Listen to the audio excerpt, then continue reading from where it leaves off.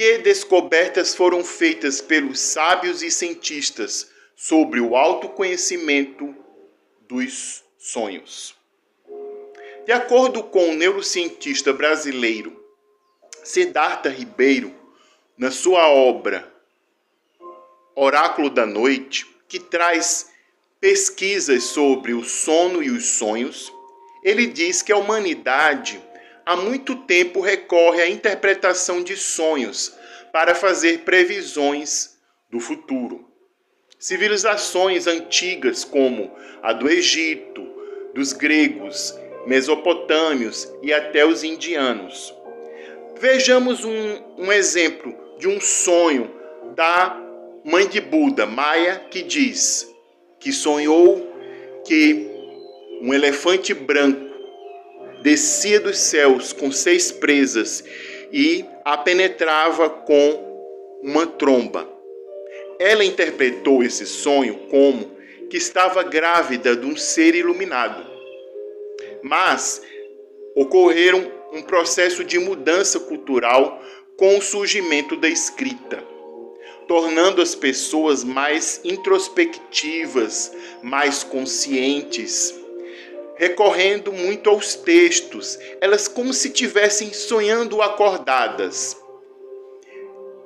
De acordo com o psicólogo Julian, da Universidade de Buenos Aires, há 3.000 anos, a humanidade se tornou mais consciente de si.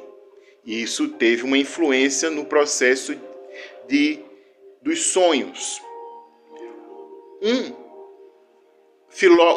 pensador antigo, da antiguidade, chamado Arte de Mouro, ele diz que precisa se conhecer o sonhador, sobre que idade ele possui, qual a sua ocupação, as suas e seus interesses, entender como esse sonhador se relaciona e se sente em cada detalhe do seu sonho. Já o filósofo Aristóteles trouxe um pensamento e conhecimento sobre os sonhos muito anterior a Freud, que ele diz que o sonho ele é uma cópia inexata da realidade, no qual ele acredita que o sonho ele traz resquícios do dia anterior, como Freud vai falar sobre os restos diurnos dos sonhos. Outro pensador importante foi Santo Agostinho, que acreditava que os sonhos eles são inexatos, eles podem confundir.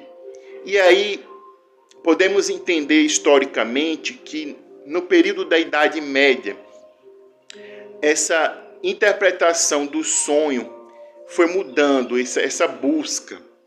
Mas, a partir do século 19 e 20, um médico chamado Freud, ele teve uma contribuição para o autoconhecimento dos sonhos, através da interpretação dos sonhos, como ele chama.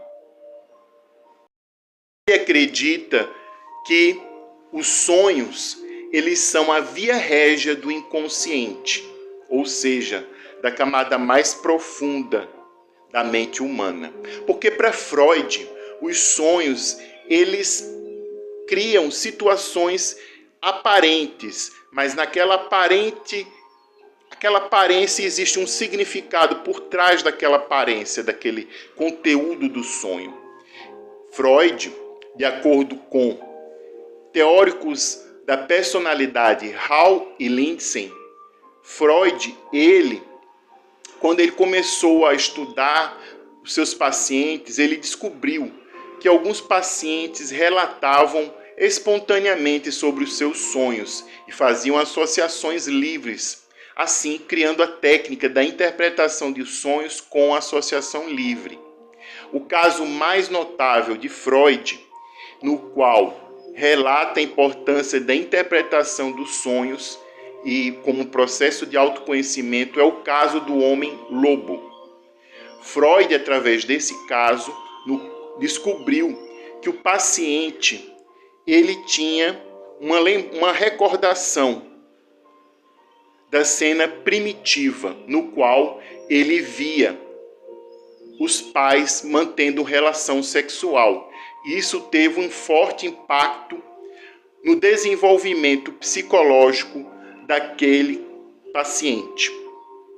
E assim, podemos falar de outros casos que eu vou falar para vocês sobre a importância da pesquisa dos sonhos em laboratório nas universidades. Qual a contribuição que a autora do livro Introdução à Psicologia, Linda Davidoff, traz? Linda Davidoff traz no capítulo sobre consciência, no qual fala sobre sonhos. Então ela traz pesquisas, relatos de pesquisadores, e uma pesquisa importante tem a relação do sono com os sonhos, no qual o neurocientista Siddhartha Ribeiro, em 2019, corrobora com essa pesquisa que foi apresentada no seu livro nos anos 80. Como na Universidade de Chicago, teve um pesquisador que iniciou nos anos 50, mas foi David Falkens, né, que eu vou relatar aqui o caso de um relato de um sonho desta pessoa, que ela estava na fase não REM e a fase do sono REM. Quando o indivíduo ele conta sobre a fase do sono não REM, ele descreve da seguinte maneira: ele sonhava que estava fazendo o exame final, mas era um sonho curto, no qual ele não ficava preocupado. Mas na fase do sono REM, ele descrevia que também estava sonhando com um exame que ele estava terminando de fazer. E, de repente, mudava o sonho, começava a ver um sol, tinha uma parte que aparecia um sol, de repente aparecia uma pessoa que ele conhecia, depois tinha um resultado da prova, né, que era de ciências sociais, e ele queria saber o resultado, mas ele não estava presente para receber. O que podemos concluir dessa pesquisa que continuou com o livro de Siddhartha Ribeiro, quando ele fala da fase do sono REM e não REM e sono REM? Que na fase do sono REM pode ocorrer sonhos, mas os sonhos são geralmente muito mais curtos, há uma probabilidade de o indivíduo esquecer esses sonhos, e o indivíduo ele não tem sensações tão intensas e tão detalhadas como na fase do sono REM. A fase do sono ele tem uma relação fisiológica com o nosso cérebro, no qual em outros vídeos eu irei explicar sobre o processo do sono, a fase dos sonos para vocês, mas no momento eu estou falando sobre os sonhos. Nos próximos vídeos eu vou falar sobre outras pesquisas nas universidades e também sobre Jung, sobre Viktor Frankl e sobre psicodrama e o autoconhecimento dos sonhos. Acompanhe estes próximos vídeos.